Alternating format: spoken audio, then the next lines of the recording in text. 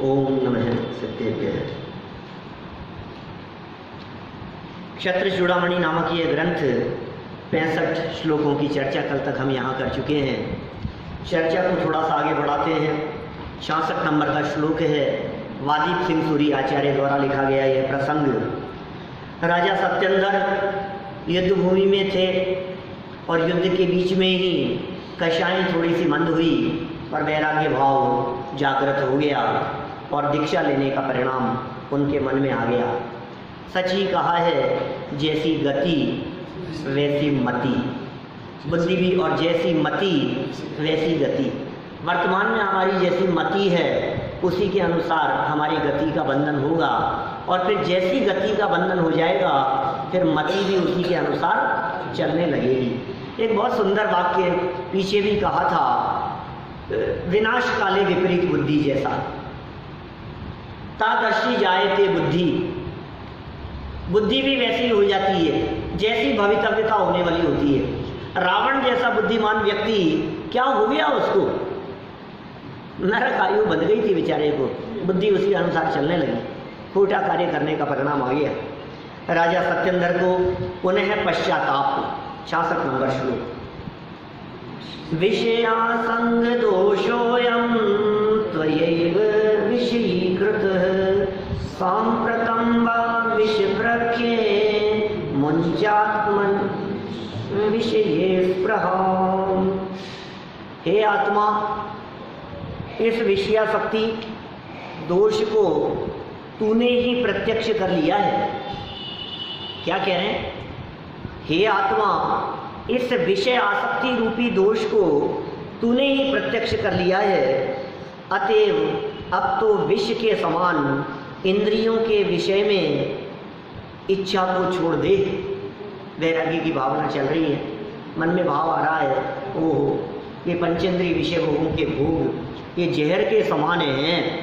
अब जब हम इन्हें प्रत्यक्ष जहर रूप देख रहे हैं तो भावना क्या भा रहे हैं कि इसको छोड़ दे। देखिए, राजा सत्येंद्र स्वयं सोच रहे हैं, भो आत्मन, हे राजा सत्येंद्र, पंचेंद्रियों के विषयों में अति आसक्त रहकर अनेक प्रकार के दोष तुमने स्वयं किए हैं, किसी और ने नहीं, स्वयं ने किए हैं, जिसका परिणाम सामने प्रत्यक्ष है। भोगों का परिणाम ही तो है ये युद्ध।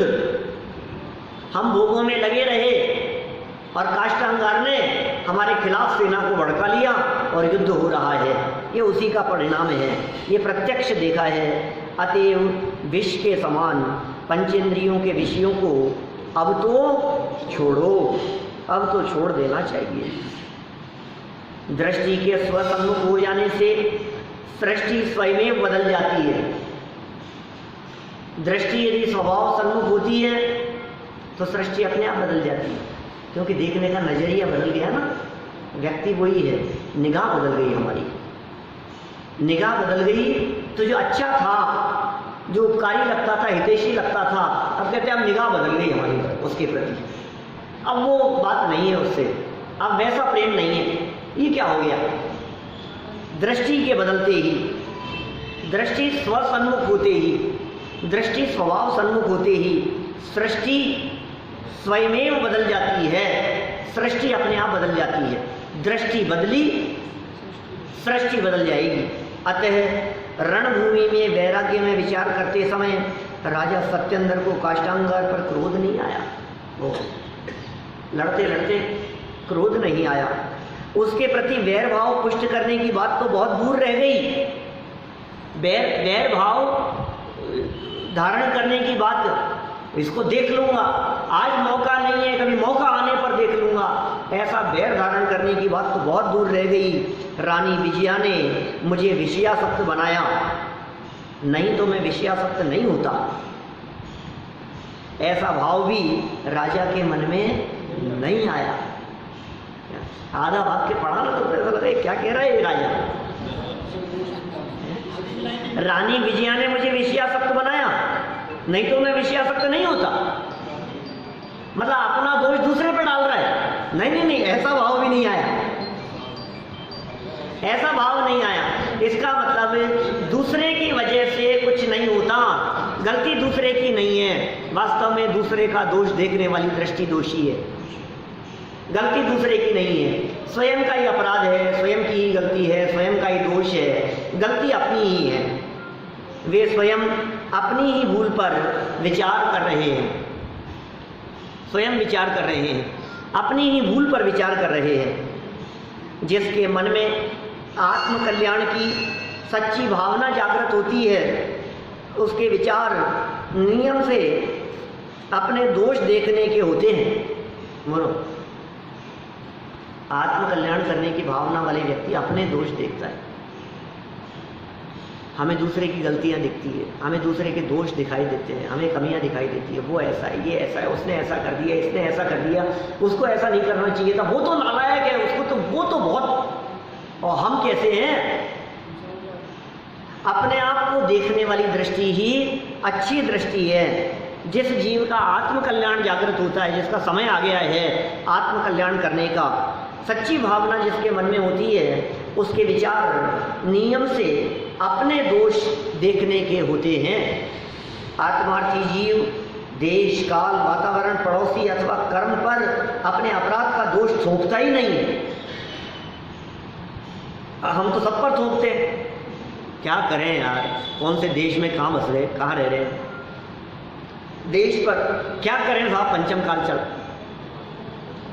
ये काल ही इतना खोटा आ गया है, इतने खराब काल में हम आ गए हैं। तो या तो देश पर दोषारोपण करता है, या काल पर दोषारोपण करता है, या फिर कहता है चारों तरफ माहौल ही खराब है आजकल। क्या हम क्या करें बताओ।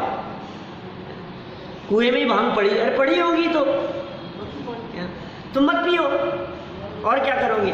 वातावरण को दोष देता है, वातावरण में सारी बातें आ जाएगी, न्यूज़पेपर, टीवी चैनल हैं, और ये सब वातावरण ही है। और क्या है, आप कहोगे साहब टीवी ने बिगाड़ रखा है, आप कहोगे इसकी वजह से ऐसा हो। आजकल तो साहब मोबाइल की वजह से, ये फेसबुक की वजह से, ये व्हाट्सअप की वजह से है, इन चीज़ों की, सोशल मीडिया ये इतना हो गया, इंस्टाग्राम और पता नहीं कितनी कितनी चीज़ों में उलझे रहते हैं। इनकी वजह से न घर के काम की परवाहें, न पढ़ाई लिखाई, न बिजनेस, सब धरा रह गया और पता नहीं कहाँ उलझ करके रह गए ये लोग। सब इन्होंने बिगाड़ रखा है। दोष किसको दे रहे हो आप? वातावरण को दोष दे रहे हो, दूसरों को दोष दे रहे हो, या फिर पड़ोसी को। क्या हमारे तो आस पड़ोस का माहौल कितना खराब है, हम क्या बताएं आपको। हमारे आस पड़ोस का माहौल, या फिर इन सबको दोष नहीं देवे तो कहे मेरे तो कर्म ही ऐसे ही हैं, मैं क्या करूं, मैं कितना भी अच्छा काम करने की कोशिश करूं, लेकिन मेरे तो कर्म,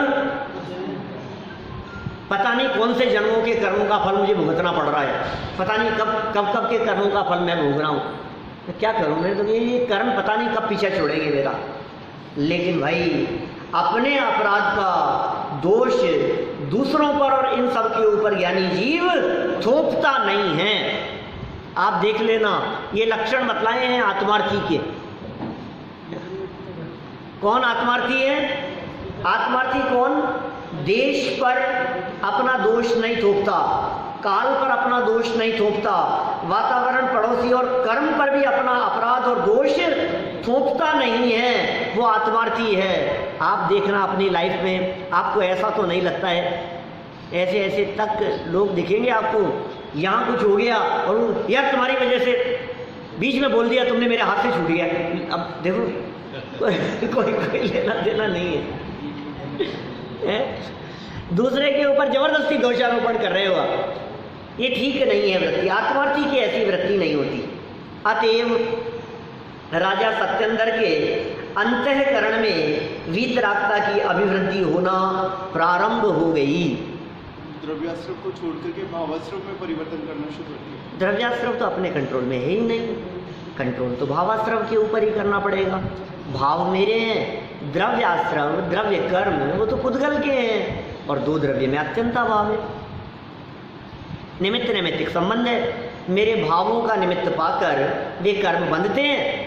जो बंधते हैं उनको कौन सा कर्म कहते हैं? द्रव्य कर्म। और जो मेरे विचार हो रहे हैं ये कौन सा कर्म है? और विचार से कर्म बंधे और फिर उन कर्मों के फल में जो मिला वो कौन से हैं? मोह कर्म। ध्यान है ना? तीन है ना। तो नौ कर्म को बदलना चाहता है, द्रव्य कर्म की तरफ दृष्टि नहीं है और भाव कर्म को तो खबर ही नहीं है। भावों को संभालो, भाव कर्म से द्रव्य कर्म और द्रव्य कर्म से नौ कर्म, और नौ कर्म में फिर राग द्वेष तो बंधेगा भाव कर्म। ठीक है ना। 24 मई 2017 वितराग विज्ञान भाग 2 24 नंबर का प्रवचन, नहीं 12 नंबर का प्रवचन। देखो क्या कह रहे हैं यहाँ। राजा सत्येंद्र के अंतःकरण में वीतरागता की अभिवृद्धि होना प्रारंभ हो गई। 24 मई है ना, फिर वो 25 मई को भी आए थे क्या, तो 25 और 26 को आए थे। देखो इनका जन्मदिन था इनके साहब का, एक ही दिन आए थे वो जिंदगी में क्या। फिर वो आए, उसके बाद में मैं विदेश चला गया 1.5-2 महीने के लिए। तो फिर चलो तो फिर वो 1.5-2 महीने का गैप पड़ जाए ना, फिर तो बात खत्म ही हो जाती है। फिर तो क्या है। चलो क्या कह रहे हैं यहाँ। नहीं तो वो द्रव्य कर्म भाव कर्म नौ कर्म की जो चर्चा पहले की गई थी वो याद दिलाई है मैंने आपको। अतएव राजा सत्येंद्र के अंतःकरण में वीतरागता की अभिवृद्धि होना प्रारंभ हो गई। धीरे धीरे वीतरागता का भाव अभिवृद्ध होने लगा। दूसरों के दोषों को देखने की प्रवृत्ति तो तीव्र कषाय से ही होती है, दूसरे के दोष देखने की वृत्ति।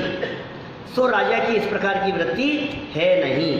राज्यादि समस्त भोग्य वस्तु उच्छिष्ट है। बहुत सुंदर बात कह रहे हैं। उच्छिष्ट, उच्छिष्ट मतलब जानते हैं आप क्या होता है? वमन किया हुआ, उल्टी किया हुआ, उसे कहते हैं उच्छिष्ट। उच्छिष्ट भोजी, त्याग किया, वमन करके वापस, ये होते हैं ना तिर्यंच गति के ऐसे जीव, कुत्ते हैं, ऐसे जो जीव हैं खुद उल्टी करते हैं, खुद ही उसको चाट के दोबारा खा जाएं। माने जिसको छोड़ दिया उसको दोबारा ग्रहण करने की वृत्ति, ऐसी वृत्ति ये कह रहे हैं राज्यादि भोग्य वस्तु ये सब उच्छिष्ट वस्तुएं हैं, इनको दोबारा ग्रहण करना योग्य नहीं है। क्या कह रहे हैं? भुक्त पूर्वमिदं सर्वं त्वयात्मन् भुज्यते तत् उच्छिष्टं त्यज्यतां राज्य मनन्ता सुभृद्भवा। हे आत्मन, इन सब पूर्व जन्म के भोगे हुए को तू भोगता है, भोग के छोड़ा है इन सबको। पूर्व जन्मों में अनंत बार इन सामग्रियों को भोग करके छोड़ा है। ये घर, ये महल मकान, ये गाड़ी बंगला, ये सारी चीज़ें तुझे पहली बार प्राप्त नहीं हुई है। भूतकाल में यदि दृष्टि देगा तो तुझे पता लगेगा कि अनंत बार इन पदार्थों को ग्रहण कर करके छोड़ा है, अनगिनती बार। आईफोन 10 भी कि हाँ, अरे वो तो अभी आया है, मोबाइल टेक्नोलॉजी उस समय कहाँ थे? अरे भाई तुम्हें खबर नहीं है, ये सब प्रकृति अपने आप को दोहराती है भैया। पहले भी थे मोबाइल, क्या बात कर रहे हो आप? ये तो ऐसा कैसे हो सकता है? देखो सूर्य अपने आप को 24 घंटे में दोहराता है। सूर्य, आज सूर्योदय हुआ, अब दोबारा कब होगा? कल सुबह होगा। 24 घंटे में दोहराएगा कि नहीं? प्रकृति की बात कर रहा हूँ मैं आपसे। आज कौन सा वार है? बुधवार, मंगलवार। तो मंगलवार अपने आप को दोबारा कब दोहराएगा? 7 दिन बाद में दोबारा दोहराएगा। दोबारा मंगलवार आएगा कि नहीं? आज कितनी तारीख है? 4 सितंबर। तो 4 सितंबर दोबारा आएगी कि नहीं? 4 तारीख दोबारा तो अगले महीने आ जाएगी, और 4 सितंबर अगले साल दोबारा आ जाएगी। दोहरा रही है ना। अब 4 सितंबर 18, क्या कि 4 सितंबर 18 भी आ जाएगा, भले ही 2118 हो, 4 सितंबर 18 ही लिखेंगे ना लोग उसको। क्या कि नहीं साहब, 4 सितंबर 2018 तो दोबारा नहीं आएगा। ये सुनो कि 2018 भी दोबारा आएगा। क्या नहीं, हम नहीं होंगे वो एक अलग मैटर है, हम हो या नहीं हो, चलो कोई बात नहीं। 21,000 वर्ष का पंचम काल चल रहा है। पंचम काल अपने आप को दोबारा दोहराता है कि नहीं? दोबारा आएगा कि नहीं पंचम काल? चौथे काल में तीर्थंकर हुए थे, ये चौथा काल दोबारा आएगा कि नहीं? नहीं आएगा तो भविष्य की 24वीं कैसे होगी? अवसर्पणी काल दोबारा आता है कि नहीं? ये सब हुंडाओ सर्पणी काल चल रहा है। सुनो, असंख्यात कल्प काल बीत जाने के उपरांत ये हुंडाओ सर्पणी काल भी अपने आप को दोहराता है। ये प्रकृति है। अभी कर्म भूमि चल रही है। पहले कल्प वृक्ष हुआ करते थे, हमने ऐसा सुना था, वो दोबारा आएंगे कि नहीं आएंगे? ये प्रकृति अपने आप को वापस रिपीट करती है। समय लग जाए लेकिन ये रिपीट दोबारा होते हैं। ये सारी चीजें, ये सब रिपीट होती है। तो आपको क्या लगता है, कल्प वृक्ष तो दोबारा रिपीट होंगे, ये मोबाइल दोबारा रिपीट नहीं हुआ है? ज्ञान में नहीं है, आपके ज्ञान में नहीं है। कल्प वृक्ष की चर्चाएं तो हम शास्त्रों के आधार पर मान रहे हैं, श्रद्धा से स्वीकार कर रहे हैं, तीर्थंकरों की बातों को श्रद्धा से स्वीकार कर रहे हैं। वापस पहले तीर्थंकर होंगे, कैसे होंगे? होंगे ना, वो नहीं होंगे, वो तो चले गए। जो मोक्ष से चले गए वे लौट करके नहीं आएंगे। लेकिन ये संसार इसी तरह से चलता रहता है। यहाँ यही कह रहे हैं, अनंत बार इन भोग सामग्रियों को, पंचेंद्रिय विषय भोगों को ग्रहण कर करके तूने छोड़ा है, अनंत बार प्राप्त करके छोड़ा है। ऐसा का ऐसा। और इससे अच्छा एक बार पंच परावर्तनों की चर्चा पढ़ो, सुनो तो पता लगेगा आपको क्या है पंच परावर्तनों की चर्चा। कार्तिकेय अनुप्रेक्षा के आधार से यहाँ चलाई थी तो महीने भर चली थी चर्चा। एक एक परावर्तन की चर्चा 5-5, 7-7 दिन की थी। अभी नागपुर में चलाया था 5 दिन में 5, और 5 परावर्तनों की चर्चा एक ही दिन में की कनाडा में। वो यूट्यूब पर अवेलेबल है, एक प्रवचन 1.25 घंटे 1.5 घंटे का प्रवचन। 5 परावर्तन की चर्चा। पुद्गल परावर्तन क्या कह रहा है? ये प्रकृति में जितने पुद्गल संयोग है ना, सब मिले तुझे अनंत बार, ये दिखा रहे हैं यहाँ। इसीलिए तो उच्छिष्टभुजी कह दिया गया है। वापस पढ़ो क्या कह रहे हैं। राजा विचार कर रहे हैं, राजा सत्येंद्र का विचार चल रहा है। हे आत्मन, इन सब पूर्व जन्म में भोगे हुए को जिसको छोड़ दिया था, जो छूट गया था, तू भोगता है, इसलिए उच्छिष्ट राज्य को त्याग दे। निश्चय से जीवों के भाव अनंत होते हैं। भूतकाल के भाव अनंत हैं भाई, और अनंत भावों में रिपीटेशन होगा ही होगा। एक दिन पीछे हमने ये बात की थी, भूल कर अपना घर जाने कितनों के घर तुझको जाना पड़ा। फिर क्या है सब आगे? इस जहां में कई घर,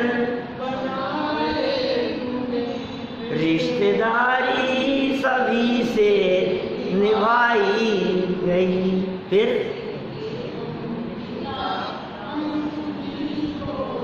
लो, ये अपन ने चर्चा की थी एक दिन पहले। जिनके थे हम पिता अब उन्हीं को पिता यम बनाना पड़ा। जो बहन थी वो कभी माँ हो गई, जो माँ थी वो कभी पत्नी हो गई, जो पत्नी थी वो कभी पुत्री हो गई। ये चर्चा अपन ने पहले की थी। आज चर्चा दूसरी है। आज ये कह रहे हैं जो तुम्हारी पत्नी थी वो भूतकाल में अनगिनती बार पत्नी बन चुकी है। ये कह रहे हैं। क्या बोलो? माने ऐसा थोड़ी है कि 4, 5, 25 संबंध बता दिए, उसके अलावा कोई रिलेशन नहीं था। अरे अनंत जन्मों में रिलेशन तो अनंत बार रहा है पारस जी। क्या अब अनंत बार रिलेशन रहा है तो रिलेशन तो 10-5 गिनती के हैं, तो घूम फिर के वही रिलेशन 50 बार होंगे कि नहीं होंगे? क्या मनुष्य जन्म होकर के भी हो सकता है और तिर्यंश जन्म होकर के भी हो सकता है, स्वर्ग के देव देवी बनकर के भी हो सकता है। प्रतिभानुयोग की कथाएं पढ़ते हैं तो 10-10 जन्मों तक उनका बैर चलता हुआ दिखाई देता है, 9 भवों तक प्रीति चलती हुई दिखाई देती है। राजुल कहती है, राजुल अति अकुलाए 9 भव की याद दिलाए। वो राजुल नेमिनाथ स्वामी को 9 भवों की याद दिला रही है। 9 भवों से प्रेम प्रीति चल रही थी। वो कमठ 10-10 भवों से झगड़ा चल रहा था। तो ये कोई पुराण वाले लोगों का ही होता है क्या? होते तो सभी के लाइफ में है क्या भैया? जो पत्नी पुत्र परिवार मिला है, ये पत्नी पुत्र परिवार ये अभी का संबंध नहीं है, संबंध तो न मालूम कब से चले आ रहे हैं। क्या तभी तो उनके सुख दुख, देखो पूर्व जन्मों में जिस तरह के कर्म साथ साथ में किए थे, उन कर्मों के फल में साथ साथ में एक जैसे संयोग मिल रहे हैं कि नहीं? बोलो। जिस हवेली में आप रह रहे हो, आपको जिस हवेली में रहने योग्य पुण्य का उदय या पाप का उदय, जैसा आप उचित समझो, ये व्यक्तिगत चीज है मैं किसी के बारे में नहीं कहूँगा, लेकिन जैसा आपको भोगने को मिल रहा है वैसा आपकी पत्नी और आपके बच्चों को भी वैसा ही मिल रहा है ना। उदय एक जैसा है कि नहीं? बोलो। मकान के मामले में, गाड़ी के मामले में उदय एक जैसा है कि नहीं? घर में काम करने वाले नौकर चाकर के मामले में एक जैसा है या नहीं उदय? संपत्ति के मामले में लगभग मोटा मोटे की बात कर रहे हैं, वैसे तो प्रत्येक का उदय अपना अपना है, लेकिन ये जो समानता रूप जो उदय दिखाई दे रहा है, ये इस बात को दिखा रहा है कि कभी समान परिणाम समान साथ में किए थे, इसलिए समान साथ में मिलकर के उसको समान भोग रहे हैं। क्या ऋषभदेव स्वामी, वो श्रीमती का जीव है और राजा श्रेयांश का जीव, वो उसकी पत्नी थी, वो 4 पशु थे, कब से चली आ रही है उनके संबंध की चर्चाएं। वो चर्चा सुना रहे हैं यहाँ पर, ये कह रहे हैं आपको भाई साहब कई जन्मों में कई बार आपको ये सामग्री प्राप्त हुई है, यही सामग्री प्राप्त हुई है, फिर छूट गई, फिर तूने ग्रहण कर लिया, फिर छूट गई, फिर तूने ग्रहण कर लिया। अरे भूतकाल में पिछले अनेक जन्मों में जैसे अनेक बार तूने प्राप्त कर करके छोड़ दिया है, अब उसे दोबारा भोगने की तरफ क्यों आसक्त होता है? इस आसक्ति के परिणाम को छोड़, वैराग्य का भाव जागृत हुआ राजा सत्येंद्र के मन में। ये बात यहाँ कह रहे हैं। देखो वापस लाइन क्या कह रहे हैं, निश्चय से जीवों के भव अनंत होते हैं, भवी अनंत हैं जीवों के। सरल अर्थ देखो, राजा सत्येंद्र का पश्चाताप चल ही रहा है, अंदर में पश्चाताप का भाव चल रहा है, युद्ध क्षेत्र में खड़ा है, अभी काष्ठांगार के साथ में युद्ध चल रहा है, और युद्ध चलते चलते विचार बदल गया, मन बदल गया अंदर में। हो आत्मन, हे राजन, राज्य वैभव, आप राजा बने कि नहीं कभी पारस जी? क्या बात है? कितनी बार बने हैं, राजा भी बने हैं, राज्य भी किया है, मुनि भी बने हैं, अनंत बार मुनि बने हैं दीपेश जी, अनंत बार मुनि बने, अपन मुनि बने। ये क्या है? मैं नहीं कह रहा हूं, आचार्य कुंद स्वामी ने अष्टपाहुड़ नामक ग्रंथ में मूल गाथाओं में ऐसी चर्चा की है।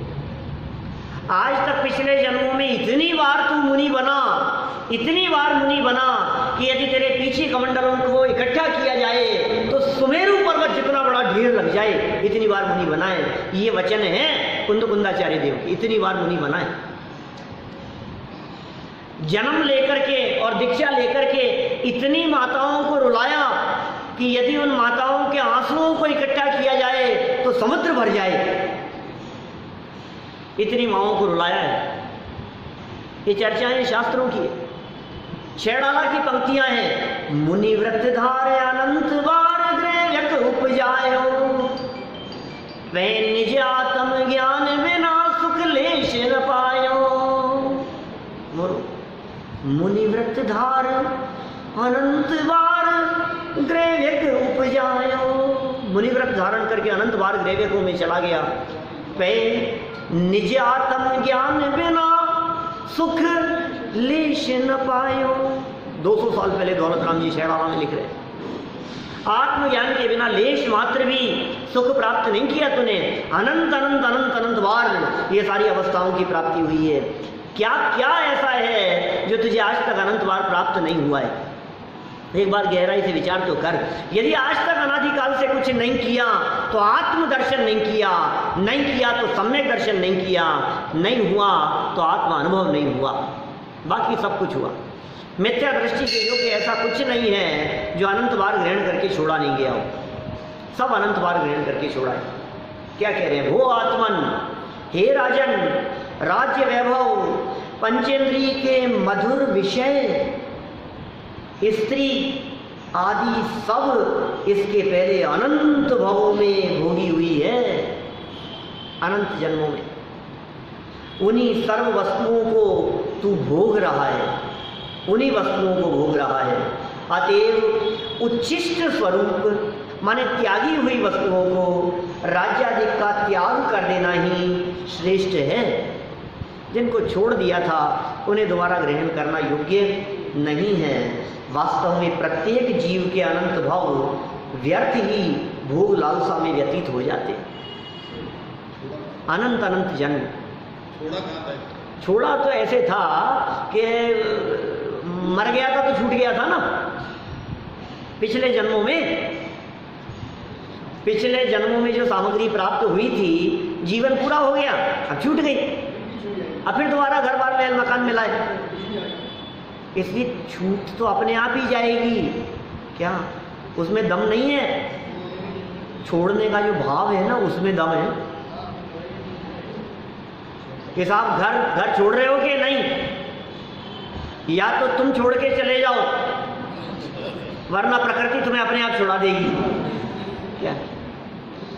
या तो सीधे सीधे घर से निकल जाओ, नहीं तो आड़ा करके निकाले जाओगे।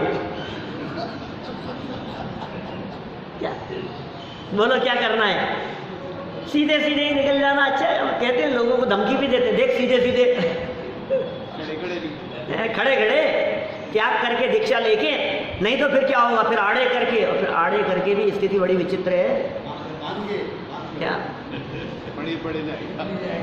आड़े करके भी अकेले नहीं, जीवन पूरा हो गया तो अकेले पहुंचाया जाकर के पटक आए शमशान में, जंगल में। नहीं, लोगों को इकट्ठा करेंगे, डरने लगेंगे तुझसे। जो तेरे कंट्रोल में आते थे, जीते जी, या जिनसे तू डरता था, या तेरे से जो डरते थे, आज देख क्या स्थिति हो गई है। सब लोगों को इकट्ठा करके भी उठा करके ले जाएंगे नहीं, उनको बांध करके ले जाएंगे। उसको किसको? आड़े को। कौन आड़ा? मैं नहीं, ये जड़ शरीर, क्योंकि मैं तो पहले ही चला जाऊंगा। अब ये जो बच जाएगा ना मुर्दा, इसको ले जाएंगे, बांध करके ले जाने का क्या सवाल है पारस जी? बांध के क्यों ले जाते? उठ जाए तो क्या? अकेले क्यों नहीं ले जाते कि डर लगता है दोबारा नहीं आ जाए? और बांध करके ले जाए, और इतने लोग मिलकर के ले गए, एक अकेले को, मुर्दा शरीर को वहां ले जाकर के पटक क्यों नहीं आते कि क्या पता दोबारा आ जाए तो? उसको भी जला दो, और जला करके हड्डियां और राख भी, लोग तो गंगा में बहा जाते हैं, विसर्जन करे आते हैं उसका, माने उसकी राख भी उड़ करके घर तक नहीं आ जाए। इस हद तक उपेक्षा भाव हो जाता है। क्या कह रहे हैं यहाँ पर? ये भोग लालसा में कितने भाव व्यतीत हो गए भाई, अनंत भाव भोग लालसा में व्यतीत हो जाते हैं। देखो विशेषार्थ में क्या कहते हैं, राजा सत्येंद्र का वैराग्य भाव पुष्ट हो रहा है, चिंतन चल ही रहा है। भूतकाल के अनंत भावों को गौण करते हुए वर्तमान कालीन इस एक ही भाव संबंधी कृत्यों पर विचार करें तो भी किसी भी इंद्रिय के विषयों से जीव को तृप्ति नहीं होती। कितने लड्डू खा लेंगे, फिर लड्डू खाना बाकी नहीं रहे। कितने खीर के प्याले पी लेंगे कि अब खीर तो मैं इतनी खा ली मैंने, अब लाइफ टाइम खीर नहीं खाऊंगा, अब लड्डू का नंबर चालू हुआ है, अब इतने लड्डू खा लेता हूँ कि लाइफ में फिर लड्डू से भी विरक्ति हो जाए, फिर लड्डू भी नहीं खाएंगे। ऐसा होता है कभी? कितने प्याले चाय के पिए होंगे, कितने गिलास पानी पिए होंगे, कितने घड़े खत्म किए होंगे। ये कह रहे हैं तृप्ति नहीं होती। कितने भोगों को भोगा लेकिन तृप्ति नहीं हुई। जीव की तृष्णा और बलवती ही होती रहती है। अतः यह निर्णय करना आवश्यक है कि न विषय भोगेषु भाग्यम विषयेषु वैराग्यम। विषयों को भोगना भाग्य नहीं है, किंतु विषयों से विरक्त होना ही भाग्य है। वाह! सारा जगत विषयों को भोगने को भाग्य कहता है। अरे कितने भाग्यशाली हैं, देखो कितना वैभव है। कि नहीं, भोगना भाग्य नहीं है, उससे भाग जाना भाग्य है। उससे विरक्ति को भाग्य कहा गया है। कार्तिक अनुप्रेक्षा की गाथा क्रमांक 64-65 की टीका में एक ही भाव में एक ही जीव के 18 नाते संबंध होने की कथा आई है। उसे अवश्य पढ़ना चाहिए। कुछ दिन पहले ही मैंने उसका उल्लेख आपके बीच में किया था। ये सच में यदि इन सब बातों के बारे में विचार किया जाए तो वैराग्य उत्पन्न हुए बिना न रहे, लेकिन क्या करें, हमारे हृदय, हमारे परिणाम, हमारा चित्त इतना कठोर हो गया है कि जगत की इन सब परिस्थितियों को देखते हुए भी वैराग्य भाव जागृत नहीं होता। अपने स्वभाव के अवलंबन से हम सब के अंतरंग में वैराग्य भाव जागृत हो, इसी भावना से बात को यही